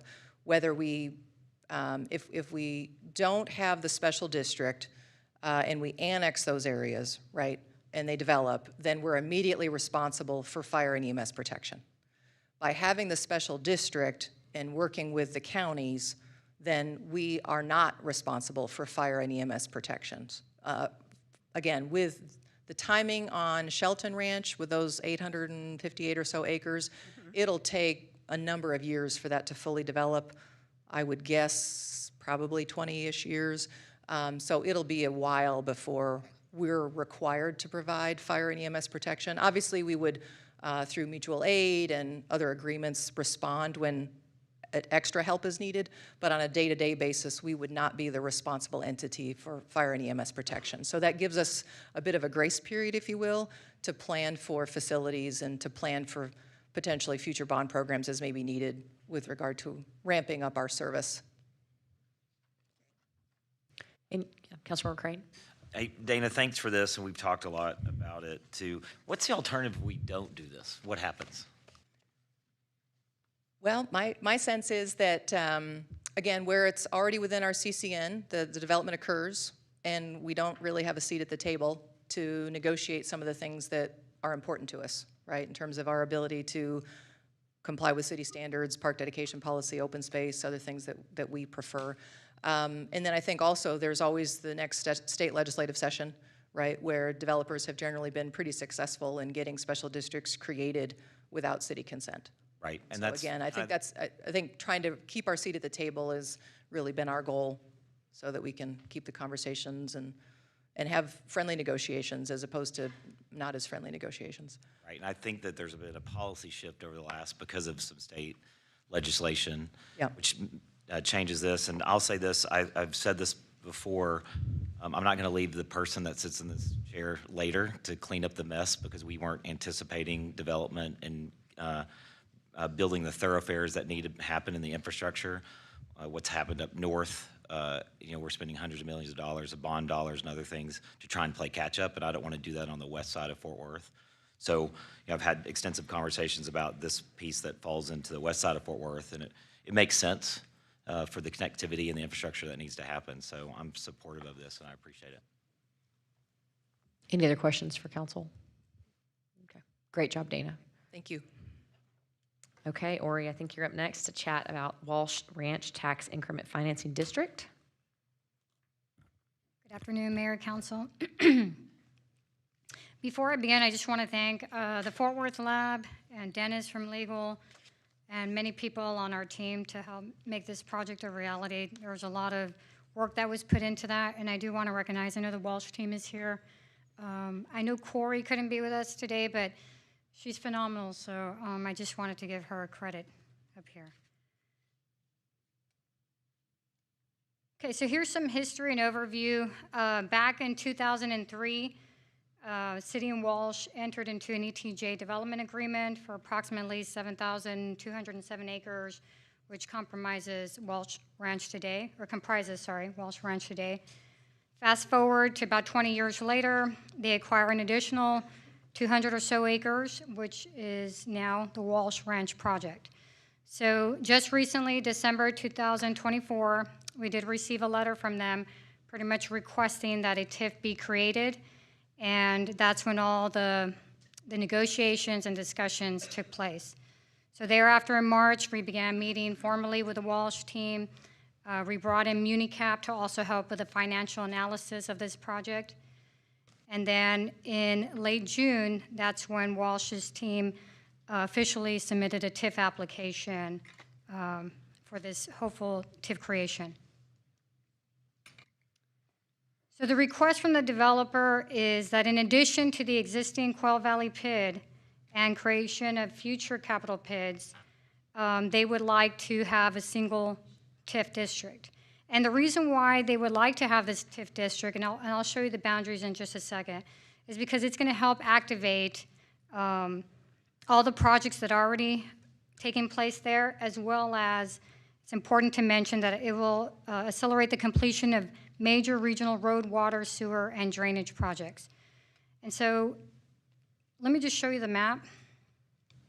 If you look at that bottom half in the pink, the corporate bowl and the 2,500 areas, that's where a lot of that activation and the projects, the industrial projects are taking place. That's what we use when we are trying to solicit these bigger industrial projects.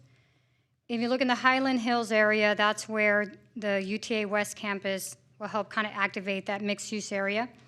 And then for all of you HEB enthusiasts, even though there's one not too far away in Hudson Oaks, there will be a new HEB in that Walsh West area, which looks like a salmon color on my screen. So here are the project specifics. I really want to focus on, yes, there'll be single-family residential, multifamily residential, and you can see the corresponding units there, but there will be significant office and industrial, office with over 8.7 million square feet, industrial with over 15 million square feet, and then just under 4 million square feet of commercial and retail, including a 700-room hotel. The proposed build-out value in present value for this project is just around $14.3 billion. The total TIF project costs are $890 million, and that it is assuming base costs with no escalation or admin fees. And then your non-TIF project costs are just over $1 billion. So if you add the $890 million plus the $1.08 billion, that should equate to the total project costs in present value of just under $2 billion. They project that these projects and the build-out will take place within 50 to 60 years. And I think I had already mentioned most of the major anchors secured, the UTA West Campus, the HEB, and then a second luxury apartment complex. I did want to take note on the total TIF project cost with a 6.7% escalation. That 6.7% is comparable to the Veal Ranch project or TIF project. That includes everything from inflation to materials and labor's costs over time. So I just wanted to point that out. And then if you look at our private to public ratio, it's a pretty good one, 102.76 to 1. So here are more of the TIF details. Unfortunately, I will not be around to see the end of this, and probably a lot of us in here, unless you find the secret to the fountain of youth, and if you do, please let me know. So it's an 83-year term. Once again, just under 7,200 acres, and it excludes the Quail Valley pit. And if I go back, I forgot to point that out to you, but if you go back to that area where there's some dashed lines in that Quail Valley area, that is the area that will be excluded from this TIF. So, Ori, to reiterate there, that on anything that's already been developed, they're not participatory in this, and their taxes won't increase or anything. Correct. Yeah, this is only on new development that's happening out there. Correct. Right. The city participation is 50%, and then it will increase to 65% with county participation, and they're actively seeking participation from both Parker and Tarrant counties. No city sales tax, TIF participation, and then we will consider Chapter 380 grants on case-by-case basis.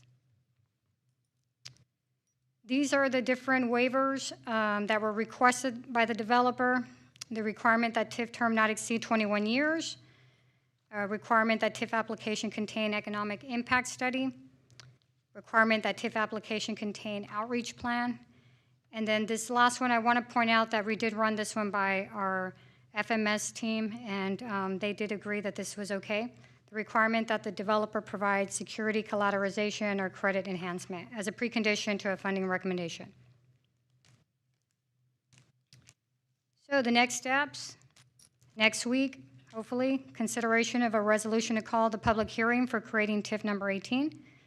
And then thereafter, a couple of weeks, the actual public hearing and the official MNC and council vote on ordinance creating TIF number 18. So staff is respectfully recommending that we move forward with the formal process of creating a TIF for Walsh Ranch, otherwise known as TIF number 18. Thank you, Ori. Questions from council or comments? Just make a comment. Thanks, Mayor. I just want to say thanks, Ori, to you and your team for all the work on this, and also all the Walsh folks. Thanks for working with us to get this done. I appreciate all that. Thank you. Okay. Thank you. Okay, last but certainly not least, we have an important update that I think Martha Collins is going to lead us through, correct? Yes. Okay. All right. Our Evans and Rosedale financing update. Martha. Yes. Good afternoon. Martha Collins again with Economic Development. We have an exciting update today, financing on the Evans and Rosedale project. As everyone pretty well knows in this room, this is the location, our Evans and Rosedale Urban Village. Little quick project history. Of course, our developer was selected back in August of 2024, and we did a great amount of community engagement and negotiations and brought you all an initial proposal back in May. Since then, we've finalized our purchase and sale agreements for the land, which is great, and we've been working through pre-development negotiations. In that process, we've discovered that really a new financing structure would better serve both the city and the developer, and so that's what we're here today to talk about. This will not affect the timeline, and it will not affect the overall development and what we're looking to see there.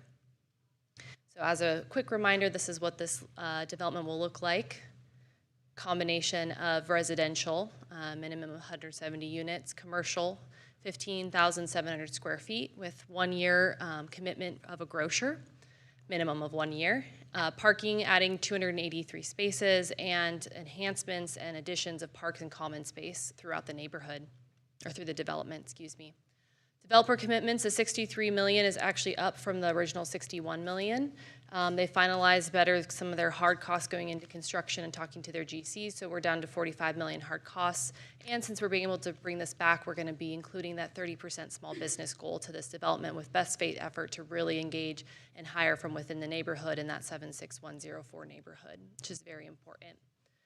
The non-construction commitments really stay the same, except for we did replace the 30 full-time employees from the neighborhood with this 30% SB goal, small business goal, with, again, those best faith efforts to hire. This is where we switch things up a little bit. Our proposed incentives and structure, so we will still maintain the $7 million contribution from the TIF, but we will reimburse in 2 phases. $2,500,000 in city or HFC grant funding will remain. And we're proposing to replace the 380 grant with a tax exemption and a payment in lieu of taxes to the city. So this HFC will own the land and its improvements in a partnership structure. And then we will have a pilot, a payment in lieu of taxes to the city at 100% of what we would estimate city taxes was actually coming to us. So this actually gives the development an estimated value of about $6 million, provides more stability for the development instead of it being performance-based, and allows a net benefit to the city, which we'll go into the dollar amount later. The land contribution remains the same at that $4.2 million. Of course, we're still adding project assistance through development services and some of our fee waivers through neighborhood services. So the total amount is estimated at $19,783,866, just slightly up from our $19 million, about $455,000. Sale of lots does remain the same. The only thing that we are changing is it will actually be transferred or conveyed back to the HFC to allow for that tax exemption structure. So all of this will go to the developer and then back to the HFC. So total land contribution is the same, and those entities that would have been reimbursed will still be reimbursed, so they're able to do more projects in some of our underserved neighborhoods. This kind of outlines the proposed structure. Of course, as I mentioned, the HFC will be the ground holder. The HFC, the developer, and the investors will kind of create a partnership, a single purpose entity that will own the improvements of that land. And then this outlines kind of that revenue distribution. This is something you typically would see in our HFC, and you'll see again on the 28th on how we kind of partner with on these sorts of deals. So first, of course, our debt service payment will be paid, and the next city will get their payment in lieu of taxes. After that, our LIHTC investors, repayment to the developer for their contributions into the development. After that, a company management fee for the developer, and then any remaining cash flow will be split, 90% going to that general partnership, which is us and the developer, and that last 10% to the investor. And of course, we have a split within that, and so 75% to the developer, and then HFC will split that 25%. In terms of the fiscal impact and summary, over those 15 years, the developer will pay the city $150,000 per year at a 2% annual increase. This totals $2,594,013. We are also estimating in that cash flow structure that we just went over, or what's also known as your waterfall, $138,574 to be split between the HFC and the LDC for a total estimated revenue of $2,732,587. The total impact to the city, so the foregone property taxes that we were estimating because of the exemption was about $2,565,551. So that actually gives us a net a little bit over that 100% that we kind of talked about of 28,462. And so if you look at the total impact of this change in structure, not only are we saving about $2+ million in what we would have paid, but now we're actually getting paid out of this development as well. So the net benefit is $4,983,798 to the city. Of course, you have your public participation summary there that we've gone over for that total about $19.7 million. And really what's highlighted here is the public-private ratio has shifted. So formerly the first project we were in at about a 25%. We're now actually down to a 15% participation. If you can include the land, that's up to 22. But of course, when in the deal structure, we will come back and have control of that land. So we'll have an opportunity to negotiate how we'll exit that deal and potentially benefit at the backside of it as well. Everyone knows here the benefits of this development, why we're committing to this at such a great dollar level and also just city commitment level. Of course, we've been looking for development to go into this urban village for quite some time and really restoring the historic uses to this incredible neighborhood that has an incredible history. And so that culture and heritage will be preserved throughout the development. Creation, of course, more affordable housing within the neighborhood, estimated 181 units with really an emphasis to rehouse or keep some of our seniors in one of those buildings on the even more affordable levels. So some very intentional thought put to that. So new commercial, retail, and live-work units along the corridor, that historic Evans Avenue that everybody talks about being able to in the past go to all their commercial favorite uses. We're working to restore that, of course, with our grocer, best taste efforts to hopefully keep that longer than the 1 year. New programmable green space, common spaces, of course, the pilot, the payment in lieu of taxes to the city, and revenue going to both our HFC, LDC to continue to do these kinds of deals. And lastly, but not leastly, just improve safety and security, which has been a huge priority for this neighborhood. They meet with city staff on a quarterly basis just to talk about this. So what do next steps and timeline look like? Of course, we're here today for work session. We'll be back in front of you at City Council on the 28th, and as well as the HFC and the LDC, and we're hoping to finalize all agreements before the end of the year. Again, as I mentioned before, timeline remains the same on closing on the land, which is great. So we're looking at June of next year with a potential, they do have an option for a 60-day extension if they're still waiting for approvals from state or county on that. And with that, are there any questions? Thank you, Martha. Councilman Nettles, I'll turn to you first. Any questions or comments? Yeah, I don't have any questions, but I just want to take the opportunity to thank you and your team and Jay's team for going over and beyond and staying connected with the neighborhood. You guys attend monthly meetings with historic Southside Neighborhood Associations to make sure you stay along in the path. I also want to take a knowledge of appreciating Lorraine Miller being here as well, who's also been a key starch in making sure this development happens in the historic Southside. So I look forward to seeing what the completion of this. Thank you. Any other comments? Great job, Martha. I really appreciate you. Okay, Council, that's the last of our official presentations today. To future agenda items, if anybody has any. Councilmember Crane? A couple. Sana, first of all, it may go unnoticed with the public, but I love the consistency with the PowerPoints now. My ADD loves that I don't have to suss through different styles, so thank you for that, for setting that up. I think it might be useful for, with the increase in violence that we've had recently, maybe, and it was great that United Way was here today, this 1 Second Collaborative. We haven't had an update lately about what they're doing and what the outcomes have been there. I think that might be useful for the council. We also, second, have a lot of uptick, and there's people coming to speak tonight about our youth sports complex. How are we investing in youth sports? And I've talked to Dave Lewis and Jay about this too. This might be a good time we can communicate all the things in the bond and everything that we are already investing in youth sports and what that might look like. And then third, with some conversations, I know we're set to be police fully staffed by 2026, but I think we should look at what that looks like going forward too, with police and fire, our staffing. We did a staffing study 3 or 4 years ago. Maybe it's time for an update to see what that looks like. Thank you, Councilmember Crane. Any other questions or future agenda items from council? Yes, Councilmember Nettles.